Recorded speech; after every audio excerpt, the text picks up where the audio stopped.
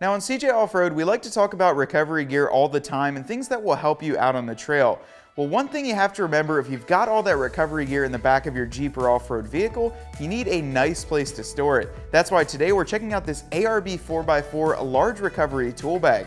Now this is one of my favorite bags. I personally have a few of them in the back of my Jeep, simply because it is so durable, it's easy to use, and it's just a convenient thing to have. Now with recovery gear, you want to make sure that it's all in the same place, and when you need it, you can just grab a hold of it, pull it out, and use it. And then when you're done, store it safely and securely. The ARB bag features a durable orange finish with almost a topographical map design on there. The reflective strips on the bag allow you to see it easier at nighttime to be able to grab it if you do some nighttime recovery. Now it opens up with two simple straps. It's got some side storage as well as dividers on the inside.